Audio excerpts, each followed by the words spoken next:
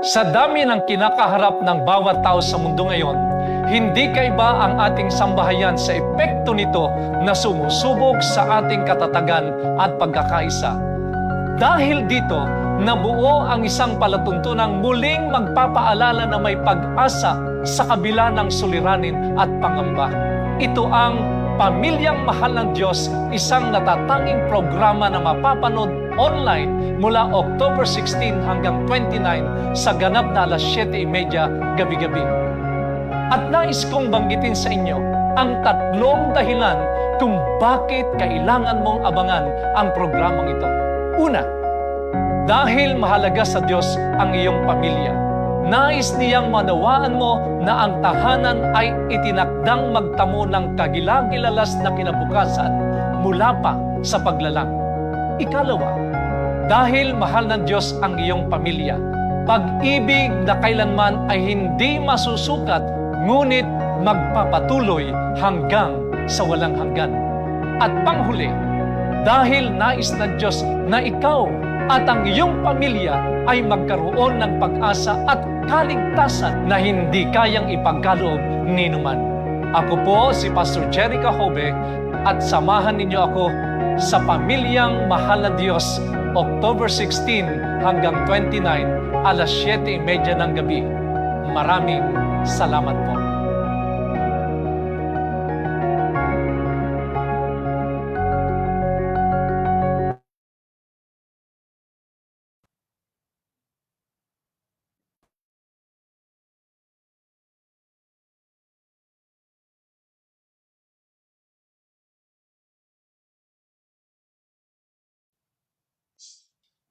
Muli po, magandang gabi sa inyong lahat, mga kapatid at mga giliw naming tagasunod.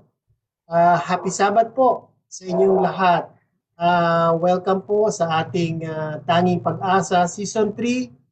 Tayo po ngayon ay nasa ikapitong gabi ng ating pag-aaral at check na ating magugustuhan ng ating topic ngayong gabi.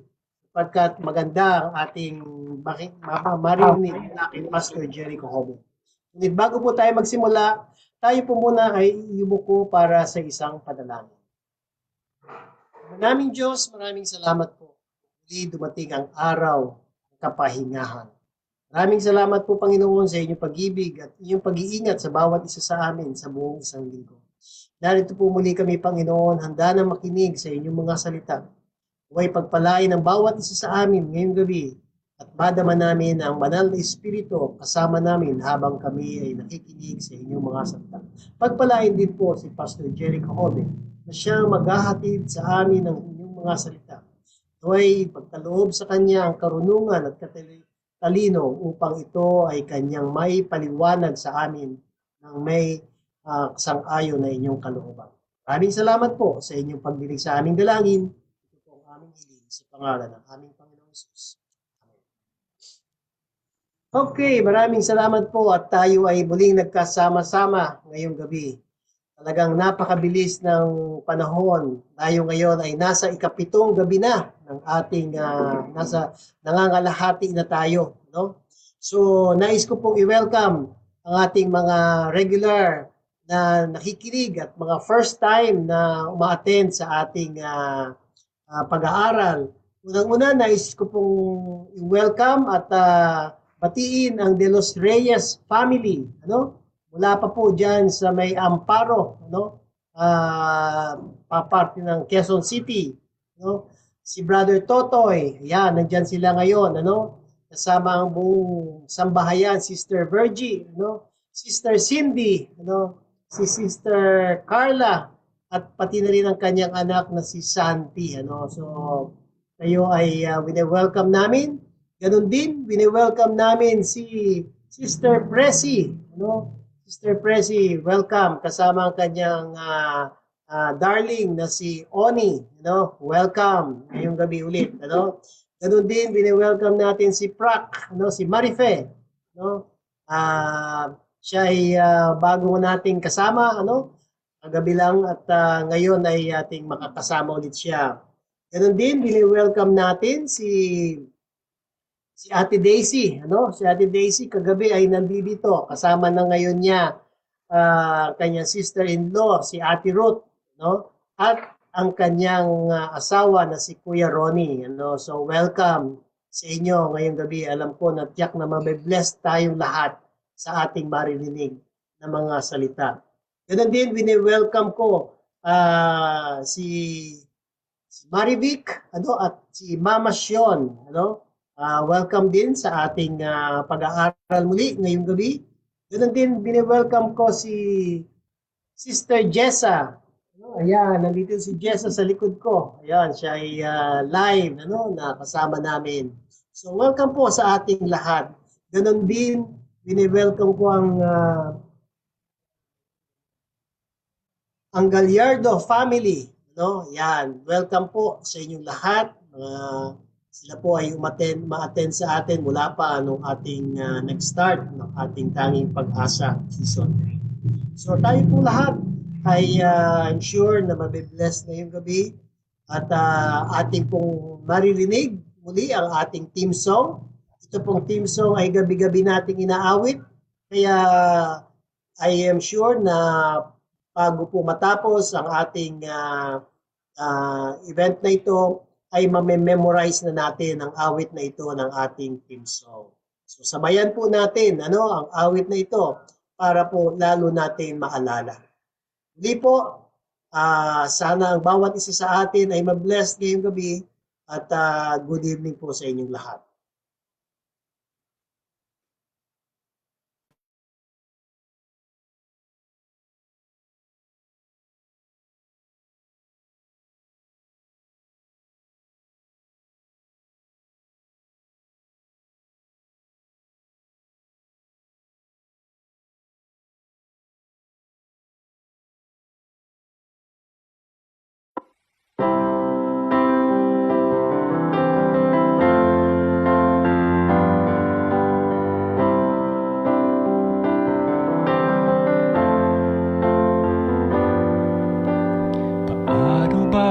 Sukatin ang huwarang pamilya sa dami ba ng tagumpay sa mundo ay pinakita.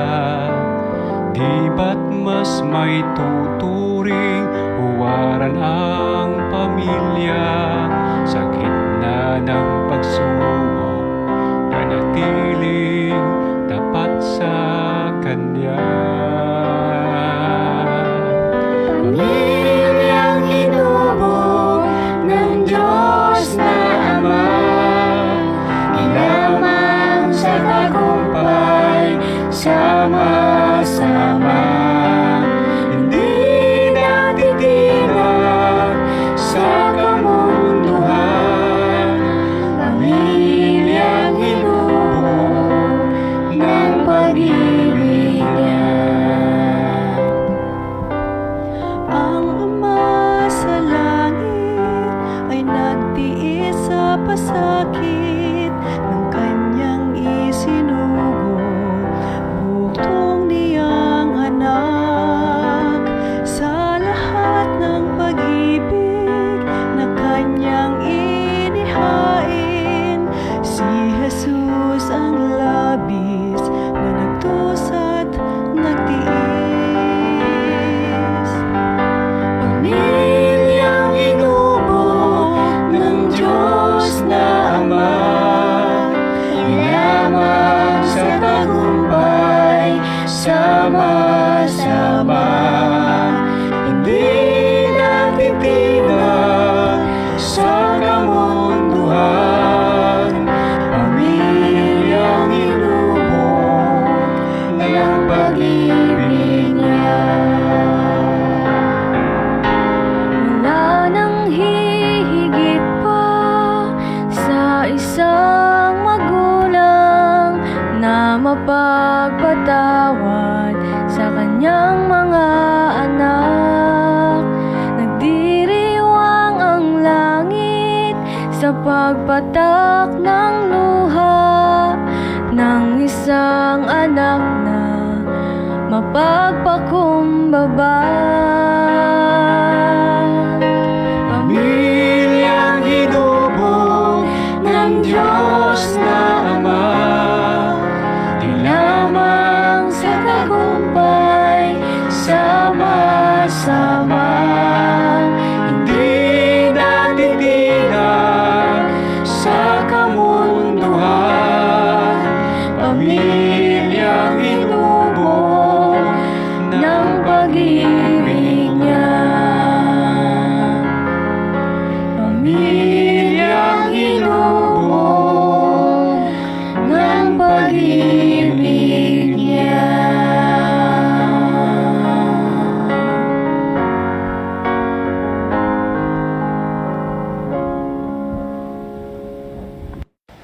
Ayon sa pag-aaral ng World Health Organization noong 2018, ang mga Pilipino ay may triple burden sa pagkakasakit. At ito ay dahil sa maling lifestyle na nagiging dahilan ng iba't ibang komplikasyon at sakit. Ang mga pagpili ba natin sa paraan ng pamumuhay ay talagang may pagkakaiba? Ang kalusugan ba ay isang bagay na tsansa lamang o isang pagpili? Ang ating mga pagpili ay maaaring magdagdag o makabawas ng mga taon sa ating buhay. Ang kaaway ay patuloy na gumagawa ng paraan para sirain ang kalusugan ng ating pamilya. Subalit ang Diyos na nagmamahal sa ating pamilya ay nagnanais na tayo'y palakasin. Mga kaibigan, ang ating Diyos na nagmamahal sa ating pamilya, nagbigay ng mga pamantayan para sa kalusugan ng ating pamilya. Hindi niya tayo iiwang walang gabay. Ipinapahayag ng Biblia na nais ng Diyos na ang ating pamilya ay maligtas ng ganap sa pisikal, mental, emotional, at spiritual. Sa katunayan, ang huling araw na mensahe ng Diyos sa aklat ng Apokalipsis ay nagsasabing, matakot kayo sa Diyos at magbigay luwalhati sa Kanya, sapagkat dumating na ang oras ng Kanyang paghuhukom at sambahin ninyo ang gumawa ng langit, ng lupa, ng dagat, at ng mga bukal ng tubig. Anong ibig sabihin ng luwalhatiin ng Diyos? Paano natin mabibigyan ng kalwalhatian ng Diyos? Sinasagot ni Apostol Pablo ang tanong na ito sa unang Korinto Kapitulo 6, ang talata ay 20. Sapagkat kayo'y binili sa isang halaga, kaya't luwalhatiin ninyo ng inyong katawan ang Diyos. Tayo ay tinatawagan ng Biblia na luwalhatiin ang Diyos sa ating pisikal na katawan. Nabili tayo ng isang halaga. Ang halagang ito ay mahalagang dugo ni Jesus sa Kalbaryo. Sinasabi ng Biblia sa unang Korinto Kapitulo 10, ang talata ay 31. Kaya kung kayo man ay kumakain, umiinom, o anuman ang inyong ginagawa, gawin ninyo ang lahat sa ikaluluwalhati ng Diyos. Niluluwalhati natin ng Diyos o pinapahiya natin siya sa paraan ng pagtrato natin sa ating mga katawan. At kung nabubuhay tayo, alinsunod sa mga batas sa kalusugan na Kanyang ibinibigay. Ang Diyos ay tumatawag ng mga pamilya, ng bayan, na ganap na nakatalaga sa Kanya. Siya ay tumatawag ng bayan na nakatalaga sa pisikal, mental, at espiritual sa Kanya. Merong ilang mga kasanayan sa pamumuhay na sumisira sa ating mga katawan. Sa katawan ng bawat membro ng ating pamilya. Ipinapakita ng scientific evidence na ang paninigarilyo ay isa sa pumapatay sa tao. Sinabi ni Dr. Linus Pauling, isa sa ilang mga scientificong nanalo ng 2 Nobel Prize, ang bawat sigarilyong iyong hinihitit ay kumukuha ng 14.5 minuto mula sa iyong buhay. Sa madaling salita, ang paninigarilyo ay mabagal na pagpapakamatay. Kaya kung ang isang tao ay gumagamit ng 30 sigarilyo kada araw, nababawasan nila ang kanilang buhay ng 450 na minuto at higit pa. Para sa ilang researchers sa United Kingdom, ang paninigarilyo ay ang nag-iisang pinakamalaking sanhi ng kanser sa buong mundo. Sa UK, ang paninigarilyo ay pumapatay ng 5 beses na mas maraming tao kaysa sa mga aksidente sa kalsada, overdose, murder, suicide, at HIV. Ang mga naninigarilyo ay may 25% na mas mataas na peligro ng atake sa puso kaysa sa mga di naninigarilyo. Ang nikotina ay nagiging dahilan ng pagliit ng mga ugat. Pinakikitid nito ang daluyan ng dugo sa ating katawan. Kapag lumiit ang mga ugat o arteries, maaaring magkaroon ng blood clots sa mga daluyan ng dugo at humantong sa isang stroke o atake sa puso. Ang second-hand smoke ay naging isa ring tunay na problema. Kung tayo ay may anak sa tahanan, sila ang higit na maaapektuhan. Maaari silang magkaroon ng ubo at sipon. Ipinapahiwatig ng kamakailang pag-aaral na ang mga anak ng mga maninigarilyo ay may mas mataas na peligro sa kanser dahil sa second-hand smoke. Gusto mo bang madungisan ang kapaligiran na nakapalibot sa iyong mga anak ng usok ng tabako? Mga kaibigan, ang ating pamilya ay mahal ng Diyos. Kaya tayo'y kanyang pinapayuhan na itigil ang bisyong ito.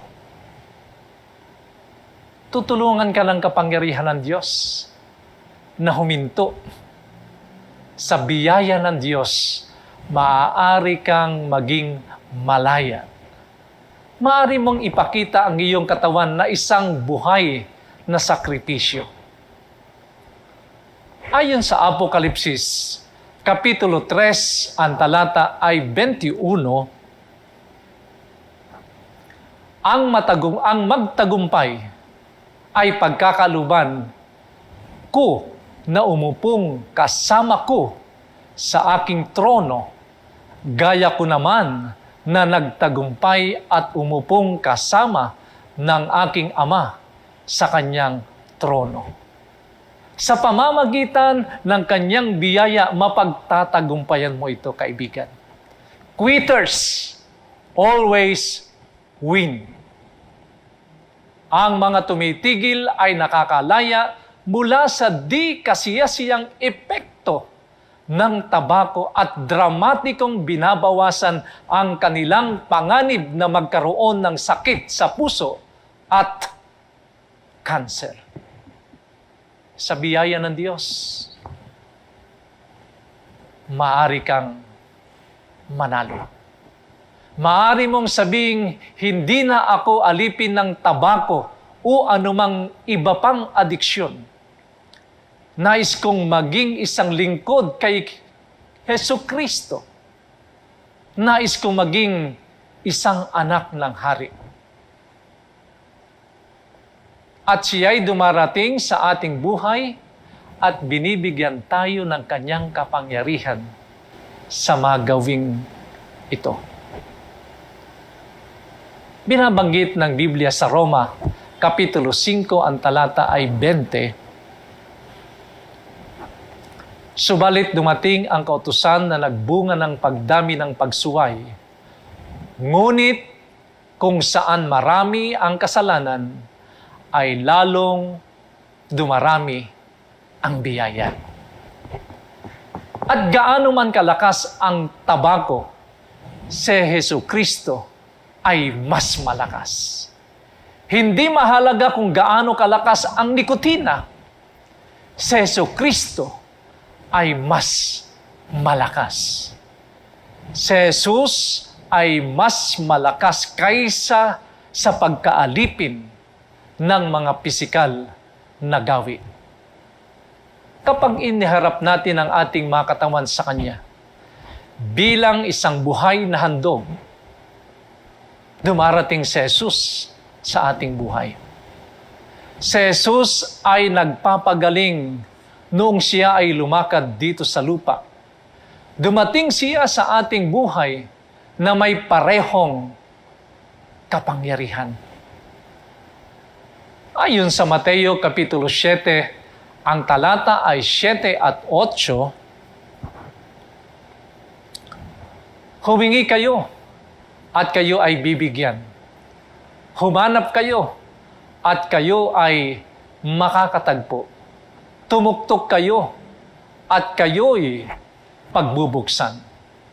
Sinasabi ng Biblia, kung kailangan mo ng kapangyarihan ng Diyos, humingi. Sapagkat ang sinumang humihingi ay tumatanggap at ang humahanap ay makakahanap at sa kanya na kumakatok ay pagbubuksan. Sa talatang ito ay sinalita ni Jesus ang tungkol sa lahat ng kapangyarihang espiritual sa sansinukob. Ipinapangako sa iyo ng Diyos ang kapangyarihang espiritual. Sa katunayan, sinabi ng Biblia na ililigtas tayo ni Jesus mula sa pagkaalipin ng kasalanan. Sa Roma Kapitulo 6, ang talata ay 16. Hindi ba ganinyo nalalaman na kung kanino ninyo inihahandog ang inyong mga sarili bilang alipin sa pagsunod? Kayo'y mga alipin niya na inyong sinusunod, maging ng kasalanan tungo sa kamatayan, unang pagsunod tungo sa pagiging matuwid.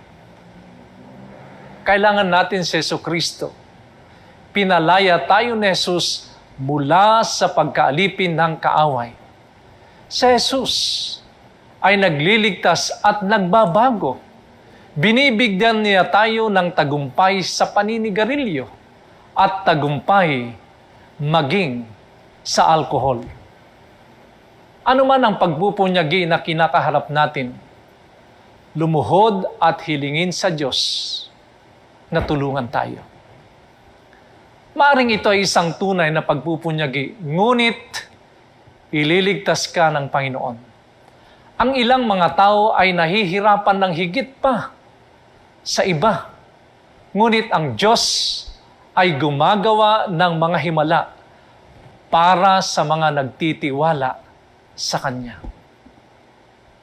Ngayon, merong maraming pagkalito tungkol sa mga epekto ng alkohol o alak sa katawan at isipan.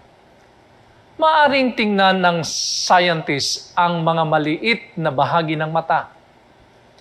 Kaya nilang makita ang maliliit na daluyan ng dugo at matukoy kung gaano karaming inuming alkohol ang nainom ng isang tao. Pinuputol ng pag-inom ng alak ang supply ng oxygen sa utak. Ang mga cell sa utak, kapag hindi na nakakakuha ng sapat na oxygen, maaaring masira. Ang tanong, saan nakikipag-usap sa atin ang banal na Espiritu? Nakikipag-usap ba siya sa pamagitan ng iyong mga daliri? Saan siya nakikipag-usap? Alam natin na ito, siyempre, ay sa pamamagitan ng utak. Ito ngayon ay ginagamit ng demonyo. Ang alcohol ay sumisira sa mga brain cells. Nais ng kaaway na tayo ay mawalan ng koneksyon sa Diyos. Dahil ang utak lamang ang tanging lugar kung saan maaring makipag-usap ang Diyos sa pamamagitan ng banal na Espiritu. Iyon ang dahilan kung bakit sinasabi ni Solomon sa Kawikaan, Kapitulo 20, ang talata ay 1. Ang alak ay manunuya, ang matapang na inumin ay manggugulo, at sinumang naililigaw nito ay hindi matalino. Bakit hindi pinapayagan ang mga piloto na uminom ng 24 hours bago sila bumiyahe? Bakit sinasabihan ang mga medical students na huwag uminom bago kumuha ng kanilang board exams? Dahil naaapektuhan nito sa kanilang pagpapasya o judgment. Marami sa mga sumusubok sa alak ang nagkakaroon ng mga seryosong problema sa pag-inom na nagdudulot ng mga seryosong problema sa pag-aasawa, mga problema sa kanilang trabaho, at maging mga problemang kriminal. Ayon sa Kawikaan, Kapitulo 23, talatang 29 hanggang 33, sinong may pagkaaba? Sinong may kalungkutan? Sinong may gulo? Sinong may karaingan? Sino ang may sugat na walang kadahilanan? Sino ang may matang may kapulahan? Sinong naghihintay sa alak? Silang sumusubok ng pinaghalong alak. Huwag kang tumingin sa alak kapag ito ay mapula. Kapag nagbibigay ng kanyang kulay sa kopa at maayos na bumababa. Sa huli ay parang ahas itong kumakagat at ulupong na tumutuklaw ang katulad. Ang iyong mga mata ay makakakita ng mga kakatuwang bagay. At ang iyong puso ay magsasabi ng mga mandarayang bagay. Sinabi ng Diyos na ang tanging paraan para harapin ang alak ay ang ganap na talikuran ito. May magsasabing, sandali lang, nakalimutan mo na ba ang kwento kung saan ginawang alak ni Jesus ang tubig sa isang kasal? Ipinapahiwatig ba nito na okay lang uminom? Basahin natin ang kwento. Sa Juan Kapitulo 2, ang talata ay 6 at 7. Doon ay mayroong 6 na tapayang bato na naglalaman ng bawat isa ng 2 o 3 bangang tubig. Sinabi sa kanila ni Jesus, punuin ninyo ng tubig ang mga tapayan. Ang tubig na nasa malalaking tapayan ay ginawang alak ni Jesus. Subalit, anong uri ito? Sa Biblia, ang salitang wine o alak ay merong 2 kahulugan. Maari itong mga hulugan ng fermented wine o maari itong mga hulugan ng purong katas ng ubas na hindi alkohol. Ang tanging paraan na malalaman mo na ito ay ang konteksto ng mga sipi sa Biblia. Sinasabi sa Isaias, Kapitulo 65, talatang 8, kung paanong natatagpuan ang bagong alak sa kumpol at kanilang sinasabi, huwag mong sirain sapagkat diyan ay may pagpapala. Ang alak o wine na iyon na tinutukoy ng Biblia ay unfermented wine. Ang fermented wine ay pinatatagal na alak na nagiging dahilan kung bakit nakalalasing. ang puro sariwang unfermented na juice ng ubas ay nakapagpapalakas. Ano nga bang alak ang ginawa ni Jesus? Tignan ang mga sukat. Ang alak na ginawa niya sa kasal ay marami. Sinasabi ni Juan na sapat na upang punan ang 6 na banga ng tubig hanggang sa labi. At inilarawan ng apostol ang mga tapayan na bawat isa ay merong 20 hanggang 30 galon. Iyon ay nasa pagitan ng 120 at 180 galon ng alak. Kung ito ay nakalalasing na alak, lubusan nitong lalasingin ang lahat ng tao sa kasalan. Naniniwala ba kayong gumawa si Kristo ng alak na nakalalasing? Gumawa ba si Jesus ng fermented wine para malasing ang buong bayan? Tiyak na hindi. Ipinapahiwatig ng Biblia na ang alak na ginawa ni Jesus ay purong sariwang katas ng ubas. Hindi alam ng pinuno ng kapistahan na ginawang wine ni Jesus ang tubig. Nang matikman niya ang katas na ginawa ni Jesus, tinawag niya ang ikakasal. Pansinin kung ano ang itinala ng banal na kasulatan. Sa Juan Kapitulo 2, ang talata ay 10. At sinabi sa kanya, ang bawat tao ay unang naghahain ng mataas na uring alak. Pagkatapos ay ang mababang uring alak kapag ang mga panauhin ay nakainom na. Subalit hanggang ngayon, itinabi mo ang mabuting alak. Hindi gumawa si Jesus ng fermented, nakalalasing, at may alkohol na alak para uminom ang mga tao ngayon. Hindi talaga. Sinasabi ng Biblia na ang nilikha niya ay mabuting alak.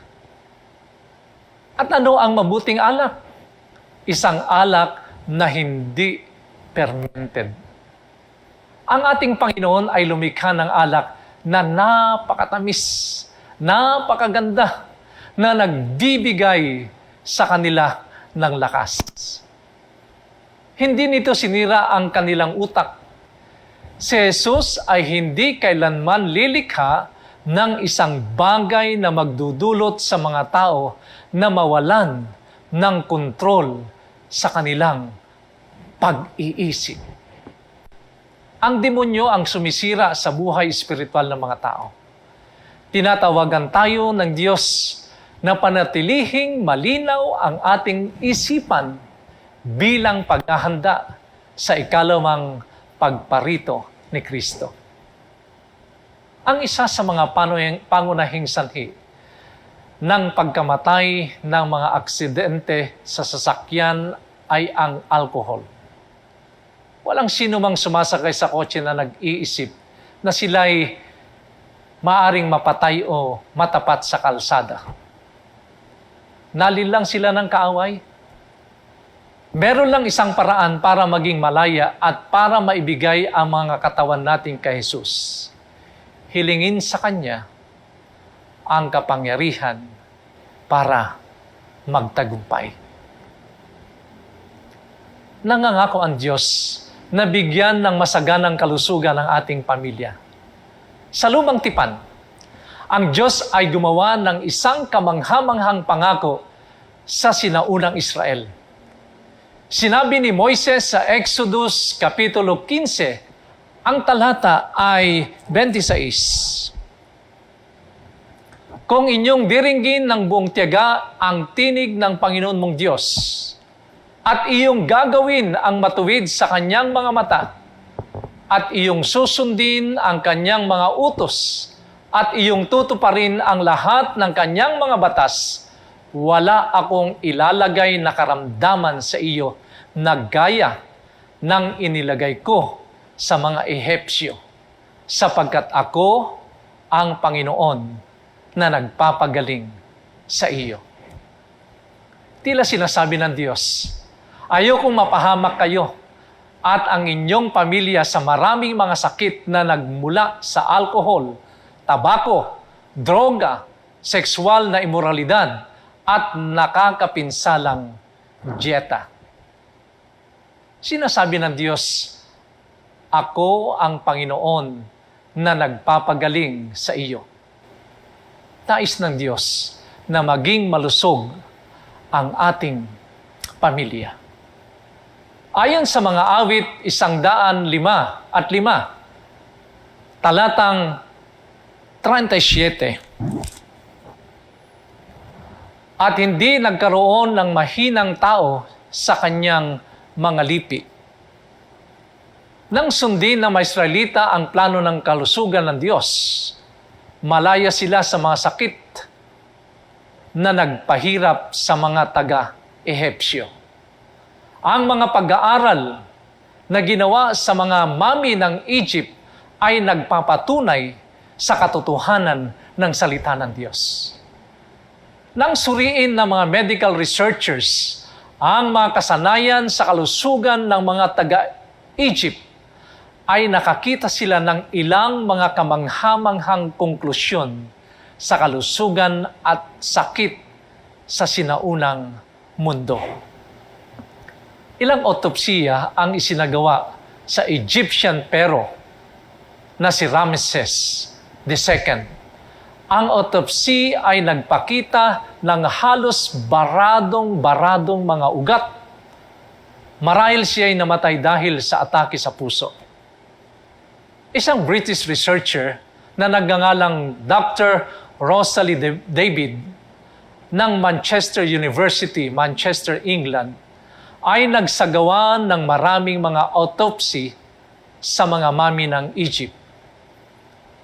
Natuklasan niyang ang mga taga-Egypt ay namamatay sa parehong mga sakit sa Western society ngayon.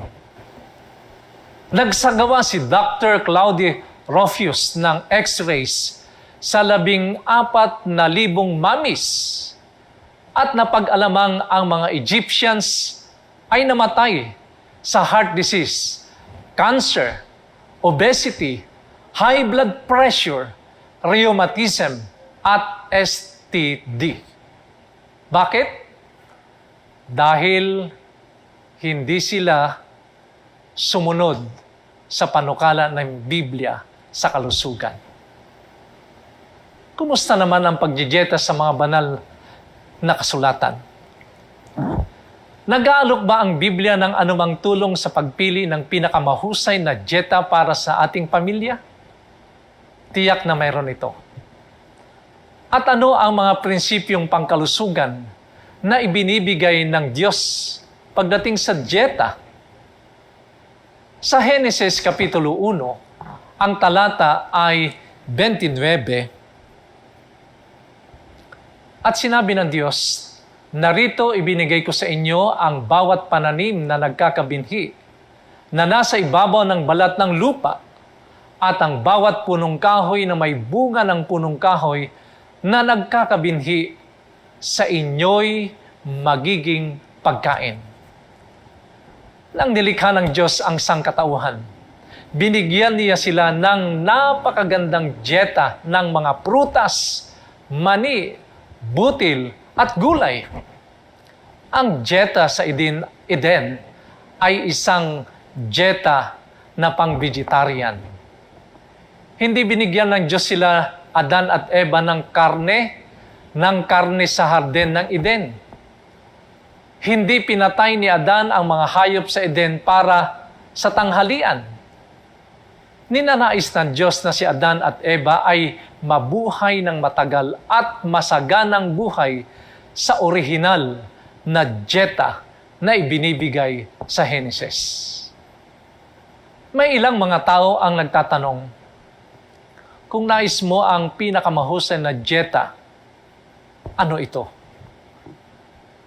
Ipinapahayag ng sensya na iyon ay isang vegetarian diet. Ako mismo ay isang vegetarian.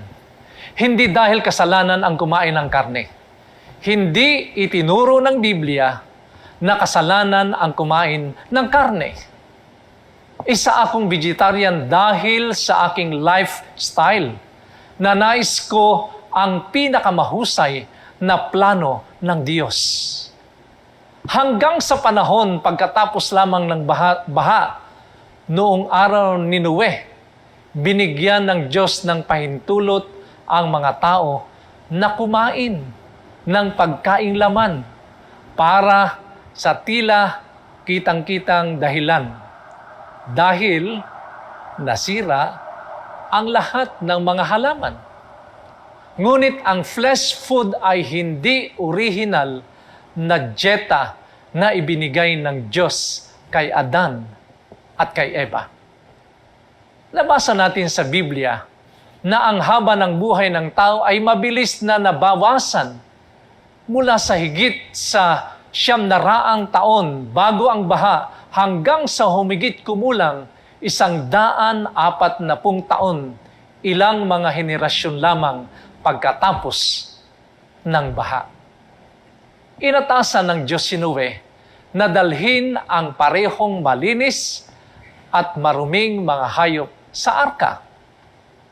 Sa Henesis Kapitulo 7, ang talata ay 1 at 2. At sinabi ng Panginoon kay Noe, "Lumulan ka at ang iyong buong sangbayanan sa sasakyan, sapagkat ikaw ay aking nakitang matuwid sa harap ko sa panahong ito. Sa bawat malinis na hayop ay kukuha ka ng tig-7, ng lalaki at ng kanyang babae. At sa mga hayop na hindi malinis ay 2, ng lalaki at ng kanyang babae." Kaya't sinabi ng Diyos, merong 2 uri ng mga hayop, malinis at marumi. Bago nagkasala si Adan at Eva, ay binigyan sila ng Diyos ng vegetarian diet. Sa panahon ng pagbaha, pinayagan ng Diyos ang pagkain ng karne, ngunit gumawa siya ng pagkakaiba sa pagitan ng malinis at marumi. Ang marumi ay di dapat kainin. Matapos ang pagbaha, ay nawasak ang halaman. Inatasan ng Diyos si Noe na dalhin ang 7 pares ng malinis na mga hayop. Ang marumi ay kinuha ng 2 sapagkat hindi sila akma sa pagkain. Ang ilan sa mga ito ay mga scavenger. Nilikha sila para kumain ng basura ng lupa. Pagkatapos lamang ng pagbaha, ay binigyan ng Diyos ng pahintulot ang mga tao na kumain ng karne. Ang mga kumakain ng karne na naghahangad na lumipat sa isang mas malusog na pamumuhay ay magsisimula sa pagsunod sa modelo ng Biblia na kumakain lamang ng malinis na karne. Ngunit, ano ang malinis na karne? Ang Biblia ay nagbibigay ng napakalinaw, napaka-espesipikong tagubilin para matugunan tayong malaman kung aling mga hayop ang malinis o marumi. Ito ang pangunahing bahagi ng 2 buong kapitulo, ang Levitico Kapitulo 11 at Deuteronomio Kapitulo 14 ay nakatuon sa tagubiling ito. Ngayon, alin ang malinis na mga hayop? Sumulat si Moises sa Deuteronomio Kapitulo 14, talatang 6 hanggang 8, "At bawat hayop na may hati ang paa at baak at ngumunguya sa mga hayop ay inyong makakain. Kaya't ang hayop ay dapat merong 2 katangian para maging malinis. Dapat itong magkaroon ng isang hati sa paa at ngumunguya. Anong ibig sabihin ng ngumunguya? Nangangahulugan ito na nginunguya ng hayop ang pagkain, nilulunok, iniluluwa, at nginunguyang muli, kaya't ang mga lason at toxins ay hindi madaling maabsorb sa laman. Ang ilang mga halimbawa ng malinis na hayop ay ang baka, tupa, kambing, at usa. Ang mga hayop na ito ay umaangkop sa paglalarawan ng Diyos bilang malinis na mga hayop. Ano naman ang mga hayop na marumi? Anong mga hayop ang dapat iwasang kainin ayon sa Biblia? Nagpatuloy si Moises sa talatang 7. Gayunmay ang mga ito ay hindi kakanin sa mga ngumunguya o sa baak ang paa, ang kamelyo at ang lebre at ang kuneho, sapagkat sila'y ngumunguya, ngunit walang hati ang paa, mga marumi sa inyo. Sinasabi ng Biblia na huwag kumain ng kamelyo dahil kahit na ito ay ngumunguya, wala itong hati sa paa. Ito ay marumi para sa atin. Okay, magpatuloy tayo. Sa talatang 8, at ang baboy sapagkat may hati ang paa, ngunit hindi ngumunguya, ito'y marumi sa inyo. Ang laman nila'y huwag ninyong kakainin, at ang kanilang bangkay ay huwag hihipuin. Mga baboy, walang makakain ng isa sa mga bagay na iyon. Ipinagbabawal ito ng Biblia. Ito ay scavenger. Ang laman nito'y marumi para sa pagkain. May ilang mga tao ang nagsasabi, pero nang namatay si Jesus sa krus, naging okay na itong kainin. Namatay ba si Jesus para linisin ang mga baboy? Tiyak na hindi.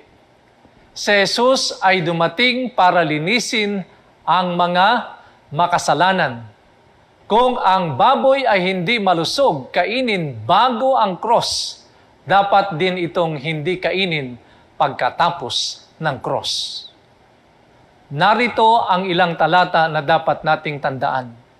Ang sabi ng salmista sa mga awit 84, talatang 11,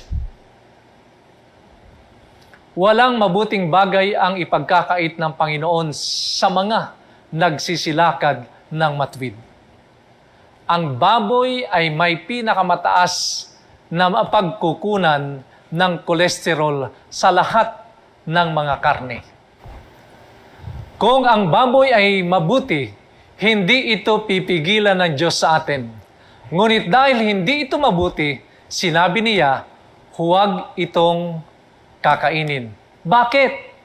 Unang dahilan, si Dr. McNaught, isang researcher, ay natagpuan na ang isa sa bawat 4 na mga specimen ng baboy ay merong nabubuhay na mga trichina larvae dito. Kung inilalagay mo ang isang piraso ng baboy sa ilalim ng isang microscope, makikita mo ang trichina larvae na maaaring may milyon-milyong maliliit na itlog. Ang mga itlog na ito ay napipisa sa iyong tiyan. Pagkatapos ay sasalakayin ang tissue ng iyong kalamnan na magiging sanhi ng mga seryosong simptomas tulad ng arthritis o rayuma. Ang trichina ay mga parasite worms.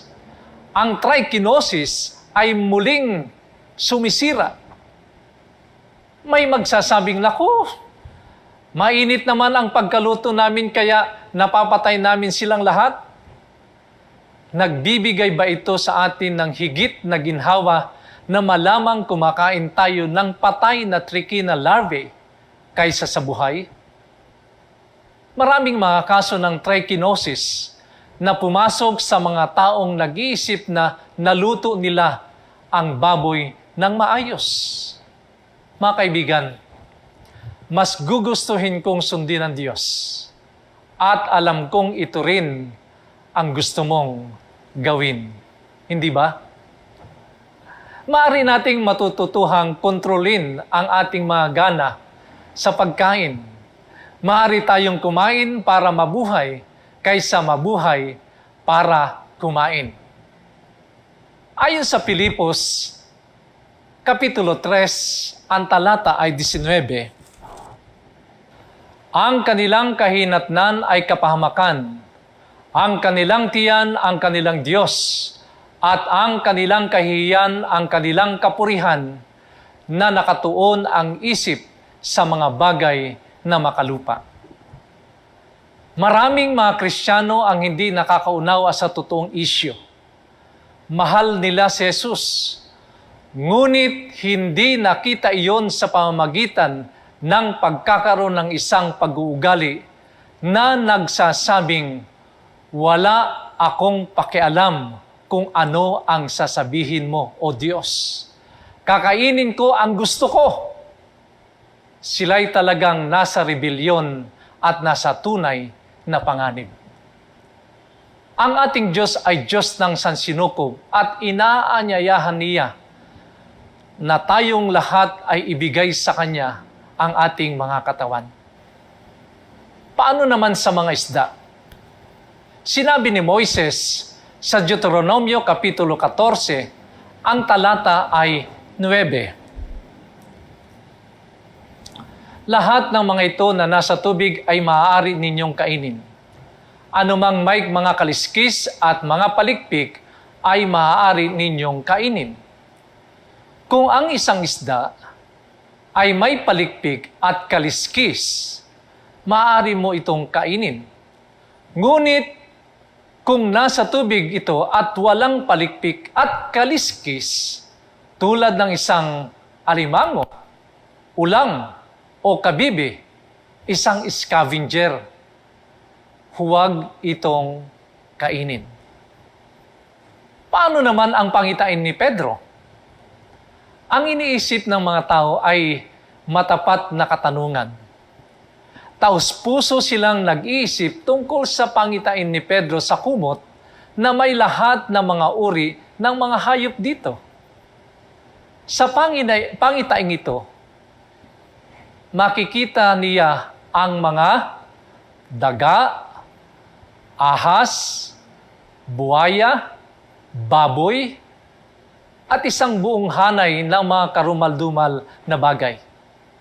Habang ang kumot ay bumababa mula sa langit na puno ng mga maruming hayop, binigyan si Pedro ng ilang mga nakakagulat na tagubilin. Sa mga Gawa, Kapitulo 10, talatang 13 at 14, dumating sa kanya ang isang tinig. Tumindig ka, Pedro. Magkatay ka at kumain. Subalit sinabi ni Pedro, hindi maaari, Panginoon, sapagkat kailan may hindi ako kumain ng anumang bagay na marumi at karumal-dumal. Susubukang sabihin ng ilang mga mangangaral sa iyo na ang pangitain na ito'y nangangahulugang maaari kang kumain ng anumang nais mo. Tiyak na hindi iyon kung paano ito naintindihan ni Pedro. Hindi siya kumain. Sa katunayan, tumanggi siya na kumain. Nung ipinaliwanag lamang ng Diyos ang totoong kahulugan ng pangitain, naintindihan niya ito. Sinabi ng Diyos kay Pedro na bilang isang Kristiyanong Hudyo, hindi niya dapat isaalang-alang ang mga hintel na marumi. Ngunit, maaabot din sila ng Ebanghelyo. Ipinaliwanag ni Pedro ang kahulugan ng pangitain sa natitirang mga disipulo sa ganitong paraan. Sa mga Gawa, Kapitulo 10, ang talata ay 28. Nalalaman ninyo na hindi ipinapahintulot sa isang Hudyo na makisama o lumapit sa isang banyaga. Ngunit ipinakita sa akin ng Diyos na huwag kong tawagin ang isang tao na marumi o karumaldumal.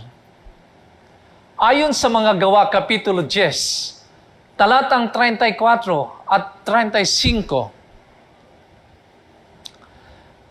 nagsimulang magsalita si Pedro at kanyang sinabi, "Tunay ngang naunawaan ko na walang kinikilingan ang Diyos, kundi sa bawat bansa, ang sinumang may takot sa Kanya at gumagawa ng matwid ay kalugod-lugod sa Kanya."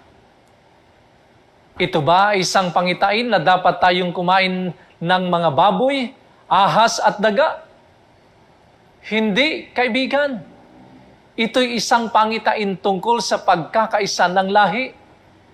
Ito'y isang pangitain na ginawa ng Diyos sa isang dugo ng lahat ng mga bansa. Ito'y isang pangitain laban sa mga pagtatangi sa pagitan ng mga taong may iba't ibang pinagmulan. Masasabi na ng tao na ito ay isang pangitain ng pagkain ng mga maruming hayop. Ngunit, ginamit ng Diyos ang mga maruming hayop bilang isang paglalarawan na dapat tanggapin ni Pedro ang lahat ng tao sa pamamagitan ni Hesukristo. Ngunit maaari mong sabihin, nahirapan ako sa alkohol, tabako, maruming pagkain o droga.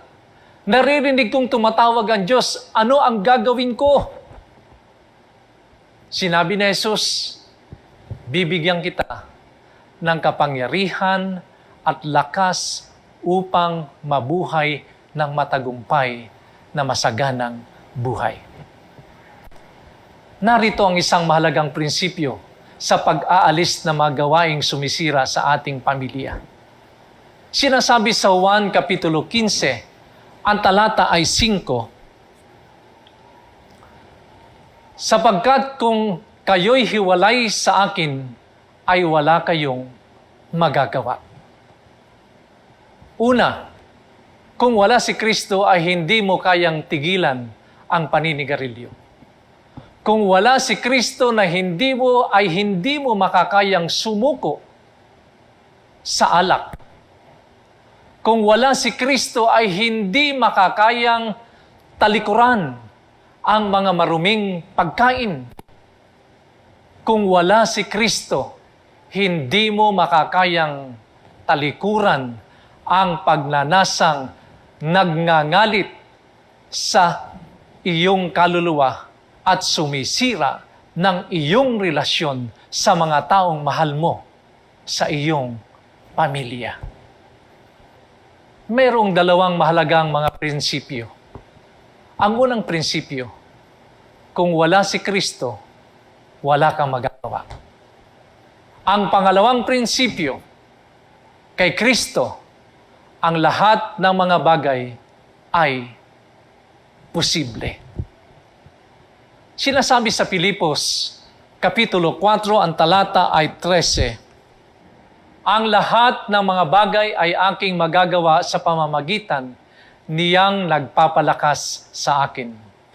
Hindi niya sinasabing kaya kong gawin ang lahat sa pamamagitan ni Kristo maliban sa pagtigil sa paninigarilyo. Magagawa ko ang lahat sa pamamagitan ni Kristo maliban sa pag-give up ng droga, alkohol at maraming pagkain. Hindi. Sinasabi niyang kung wala si Kristo ay wala tayong magagawa. Mga kaibigan, mahal ng Diyos ang ating pamilya. Siya ay nariyan para tulungan tayong paglabanan ang lahat ng bagay na masama sa ating kalusugan. At bigyan tayo ng isang pamilyang malusog at masaya, malayo sa pagkakasakit. Nais mo bang sabihin, Panginoon, nais kong ihandog sa iyo ang aking buhay. Patnubayan niyo ang aking buong pamilya at tulungan kaming mabigyan kayo ng luwalhati sa pamamagitan ng pag-iingat ng aming kalusugan.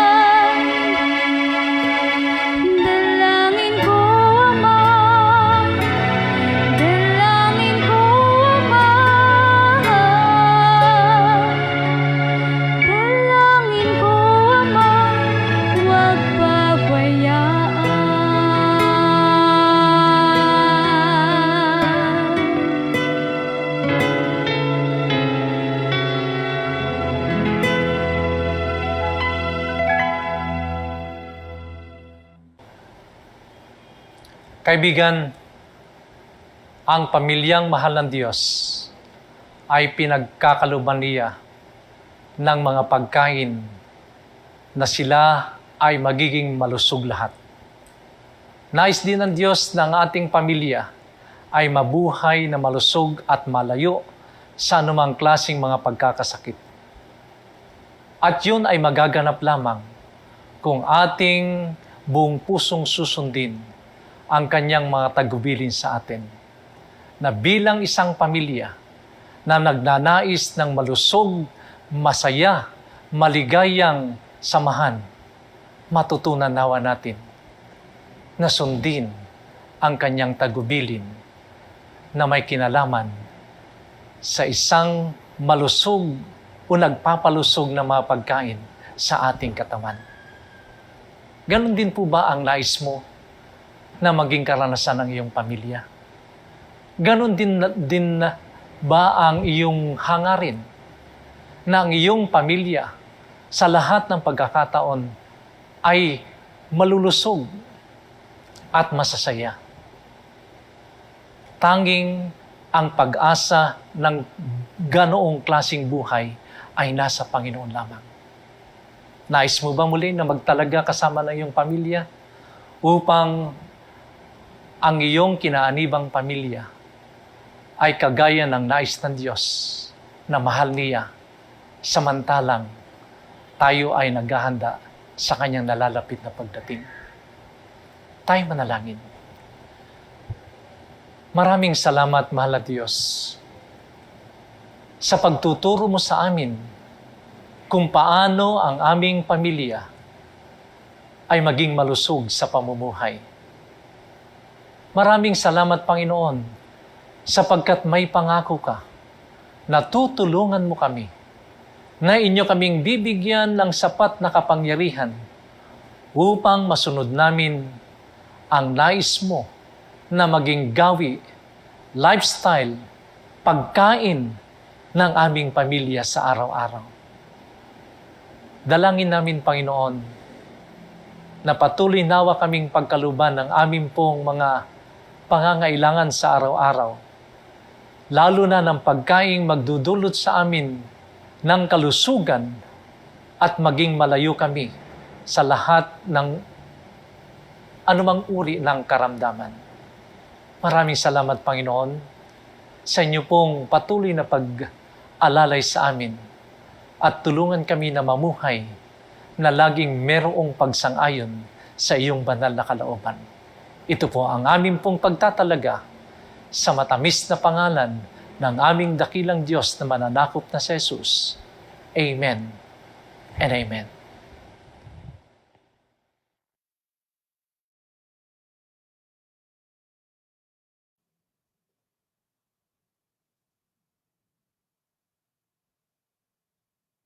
Okay po, mga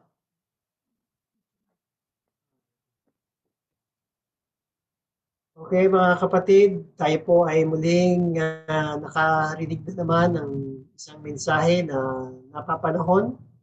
Maraming salamat po sa inyong pakikinig at bukas po ay meron pa po tayong maririnig na mensahe na napapanahon sa bawat isa sa atin. Kaya naasahan po namin na kayo ay makakasama namin bukas sa ganitong oras din para tayo ay mag-aral salita ng Panginoon para sa ating pamilyang mahal ng Diyos. Muli po, good night po everyone and see you tomorrow.